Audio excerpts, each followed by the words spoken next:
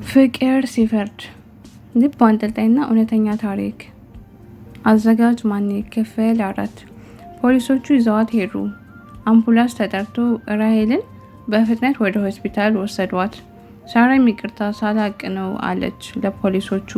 ፖሊሶቹም ተበዳዩ ክስ ካልመሰረተችብሽ ትፈቻለሽ፣ ያለበለዚያ ግን አሳክሚ ብቻ ነው የምትባዩ። በአጭሩ ግን እሷ ነፍሰ ጡር በመሆኗ እሷም ሆነች ጽንሱ ምንም እንዳይሆን ጸልይ አላት። ፖሊሱ ሳራን እልህ ፊቷን ደም አስመስሎታል። ህይወቴን እንዳመሰቃቀለችው የኔን ስቃይ ማን አየና በማለት ሳላደርገውማ አልታሰርም አለች በልቧ። በንዴት ይሁን በበቀል ተነሳሽነት እንዲሁም ራሄል ላይ የደረሰው አደጋ አስከፊ ይሁን አይሁን እስኪጣራ ማረሚያ ቤት ገባች። ራሄል ልጇን ካለቀኑም ቢሆንም በሰላም ተገላገለች። ሳራ ላይ ክስ መመስረት እንደማትፈልግ ግልጽ ነው። ሳራን እንደፈለጋችሁ አድርጓት አለች። ራሄል ከቀናት በኋላ ከሆስፒታል ወጣች። እነ ልዑል ቤትም መታረስ ጀመረች። ሳራም በዋስ ተለቀቀች። በሰዓቱ ዋስ የሆናትኝ ደግሞ የሁል ጊዜ ባለውለታዋ ብዙነህ ነበር። ሳራ ልጇ በጣም ስለናፈቃትኝ ባህር ዳር ሄደች። ብዙነህም በተፈጠረው ነገር ሁሉ አዘነ። ልዑልን ኢንተርኔት ላይ ፈለገው። በእርግጥም ራሄል ከልዑል ከወለደች ልዑል መጥፎ ሰው ነው ሲል ደመደመ። ሳራ ቤት ዘግታ እያለቀሰች ወራቶች ተቆጠሩ። ቤቲም ምርቃቷ ደረሰ። በዛ መሃል ነበር ልዑል ወደ ኢትዮጵያ መጥቶ ከራሄል ጋር ሊጋቡ መሆኑን የተሰማው። ይህኔ ሳራ እራሷን ለማጥፋት ትፈልግና ልጇን ስታስብ ሀሳቧን ትቀይራለች። ይች ዓለም የአጭበርባሪዎችና የውሸት አምናት ስትል ፈጣሪዋን ካደች።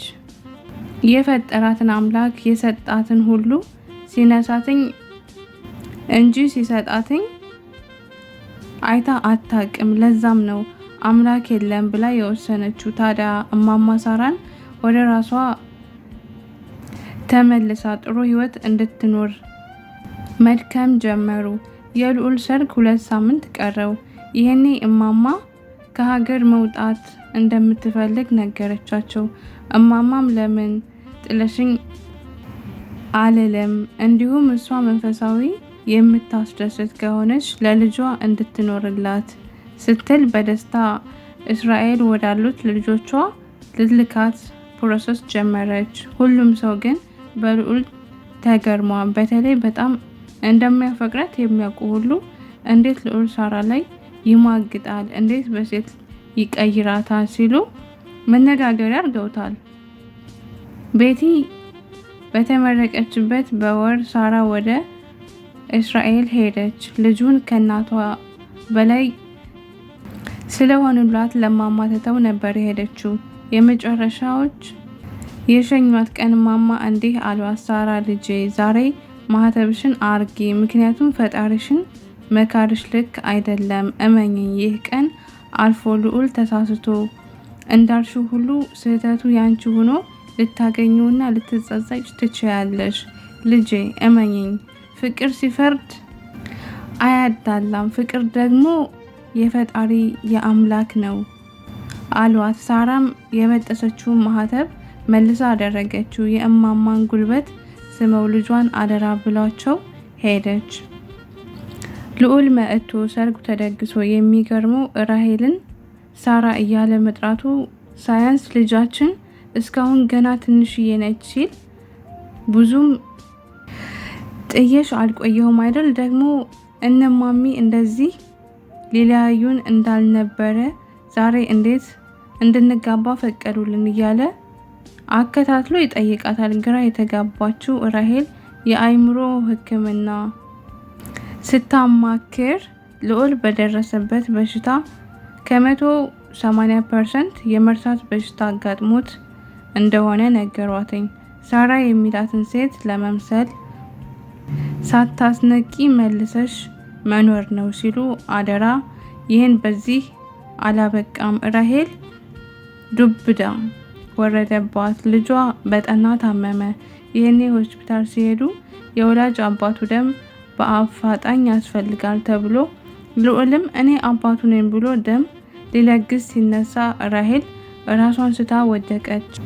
ራሄልን ዶክተሮቹ አንስተው ውሃ አደረጉላትኝ። ከዛም ከ30 ደቂቃ በኋላ ነቃች። ይህኔ ዶክተሮቹ ራሄል ያለ ምክንያት እንዳልወደቀች ስለገባቸው ምን እንደሆነችና ለብቻዋ ጠየቋትኝ።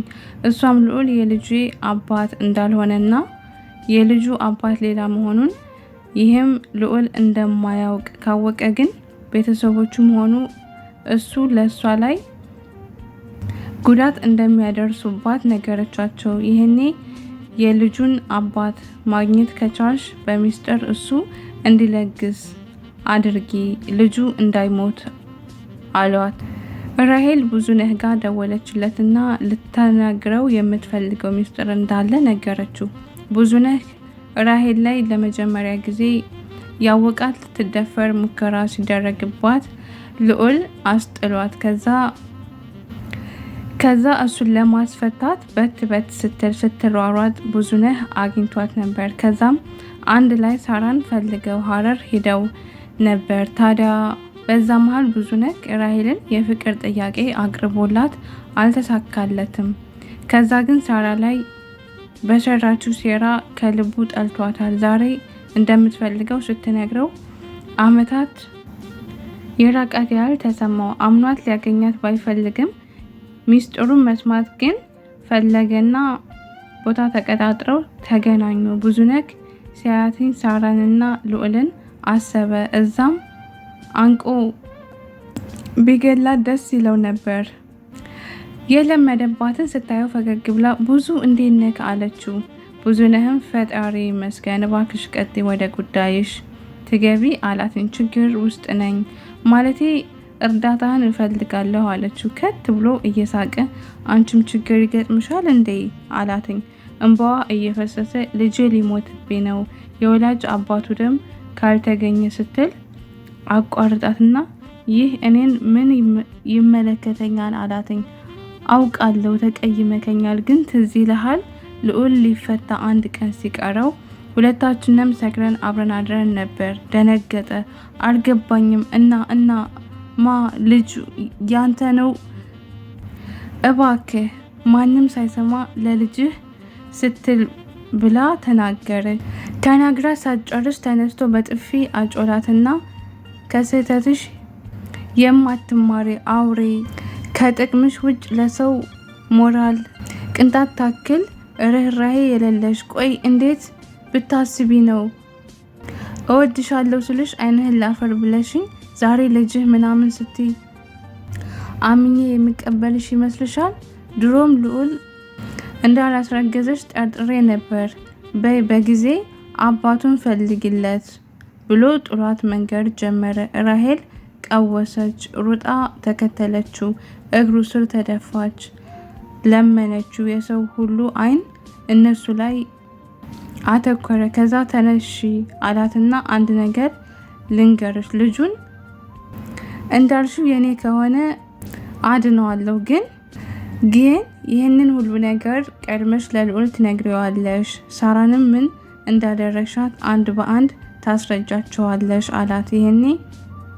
ይህንን እንዳደርግ ያዘዘችኝ እኮ እናቱ ናትኝ። እመነኝ፣ እኔ ልዑልን አፍቅሬው ነበር እንጂ ህይወቱን መበጥበጥ አልፈልግም ነበር። እናቱ ግን በታመመችው እናቴ ይዛኝ ልዑልን ከሳራ እንዳለያይላቸውና ከሱ እንዳረግዝ አዛኝ ነው። እኔ ማንም አልደፈረኝም። ሁሉም ድራማ ነበር። ልዑል በማያውቀው ነገር የታሰረውን ፖሊሶቹም ከፍላቸው ነው። ብዙነህ በግርምት ሲሰማት ጀመር። ከዛ ግን ልዑል ፍጹም ሳራን መክዳትም ሆነ ሌላ ሴት አቅፎ ማደር እንደማይችል ስረዳ አንተን አሳሳትኩ፣ እናም አረገዝኩለት ብዬ ለእናቱ ስነግራትኝ በጣም ተደሰተች።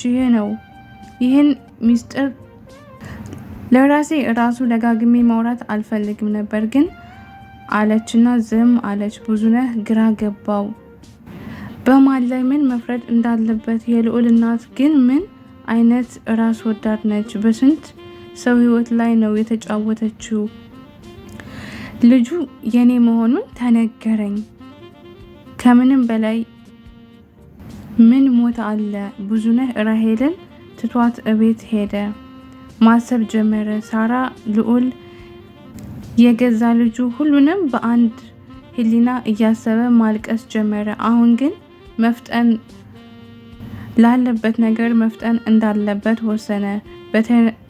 በነጋታው ሆስፒታል ሄደ። ልጁን ለማዳን ደም ሰጠ። ይህኔ ብዙነህ በጣም ፈራ። ለልዑል መናገር እንዳለበት ልቡ ያውቃል። በዚያም ለመናገር ወሰነ። ልዑልን ሊያገኘው ስልክ ደወለለት። ስልኩ ጠራ፣ አያነሳም። በድጋሚ ደወለለት። ስልኩ ጥሪ አይቀበልም። ይሄኔ ቤታቸው ሲሄድ ቤቱ በለቅሶ ተሞልቷል። ደነገጠ። ምን እንደተፈጠረ ሲጠይቅ ልዑል ልጅክ አደለም ሲባል ተናደደ። የት እንዳለ አይታወቅም አሉ። ይሄኔ ብዙነህ እንዳልቸኩል ብዬ አረፈድኩ አለ በቁጭት። ታዲያስ ቤተሰቦች በቀጣይ ፓርት እንጠብቃለን። ደህና ሁኑልን።